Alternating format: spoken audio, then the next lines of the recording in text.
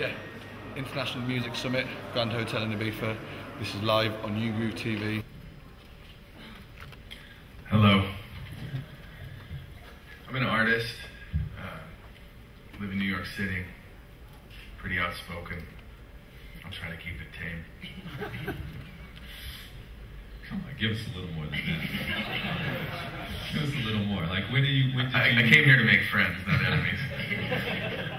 When did you get into dance music? Where were you at? I grew up just outside of Chicago, and I started going out in 1986. So I got to see some pretty special stuff, and I hold dance music, to a pretty high. The bar's pretty high for me because of what I saw. Hey, I'm Pedro. We're here at the IMS at the Grand Hotel in Ibiza, and I'm here with the main man, Tommie Sunshine. How you doing, Tommie? It's been great. I mean, this is it's nice to be at a conference where it's really distilled down to the business side of things. Miami gets a bit much. It's too much focus on the partying. Well, and you would think, look where we are. Like, you would think this would be the party one, but for some reason we're all getting a lot of business done. Right, for somebody that doesn't know who you are, could you give us a little bit of introduction about yourself? Yeah, producer, DJ. Been producing for a decade, DJing for 18 years. Live in Brooklyn, originally from Chicago. And I do lots of different kinds of things, but I'm well known for being quite outspoken about the purity of dance music and just kind of keeping things real in the crossover, like as things become, quite mainstream, especially where I'm from in America. There needs to be attention to, keeping it real.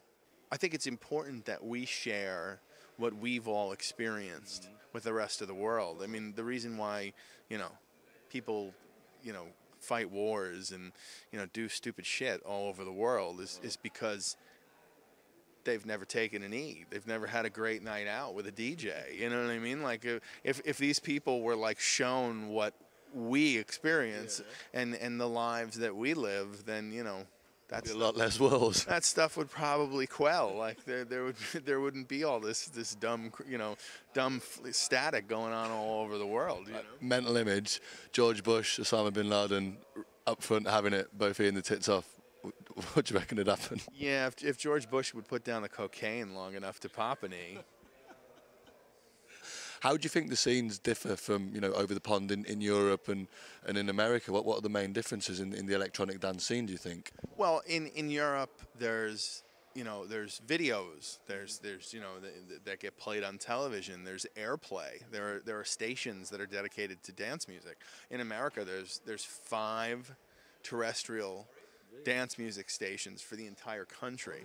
Yeah, put that in your pipe and smoke it. I mean, seriously, there's 5, and they're not even in big markets. So it's insane.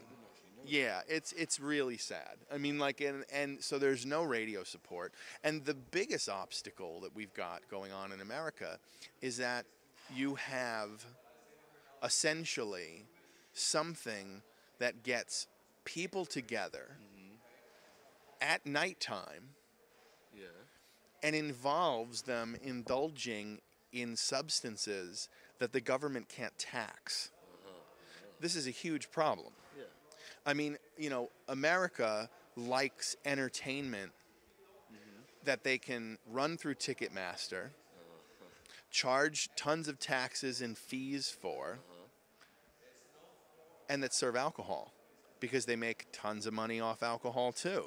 So what we do is like their worst nightmare. The idea of like dance music becoming culturally relevant in America is quite a big deal, because they would lose control of all of that. And they have no hand in all of those things. So that's why there's so much resistance, because it's not something that they have any control over. Very, very insightful comments. I mean, thank you ever so much for that, Tommie. And I'd just like to ask you something a little bit off topic. I mean, what do you think to Ibiza? What do you think to the island? What makes it special for you? And what do you think makes it special for other people? I think that the most important thing that you have to remember about this place is that this is the beating heart of dance music. You know, London, great. Berlin, great. LA, New York, great. All important cities in the grand scheme of things. Chicago and Detroit, if you want to go all the way back to where it started, really important. But this is the place where electronic music and the lifestyle associated with electronic music lives. I mean, the people that live here live this music. They don't listen to dance music. They live this music. And that is dissimilar to the rest of the world. So it's a beautiful place, and it's really important. I think that anybody who is involved in dance music and anybody who is even the most casual fan of dance music has to come here to really experience and to really see what it is firsthand. You know, the tightening up of restrictions on the island, what do you think to that? Well, I mean, you know, I'm not a big fan of restrictions.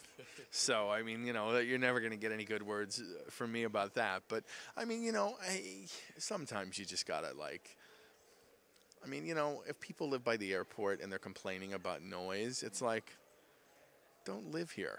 You know what I mean? Like, you're like I said, you're living in the beating heart of electronic music. Like, maybe if you don't like loud music, move to Mallorca, move to Menorca, like, go back to Spain, like, get the fuck off this island. This music was here first, it's not going anywhere.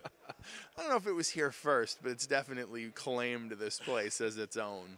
Hey, this is Tommie Sunshine, Brooklyn Fire, New York City. You are watching U Groove TV.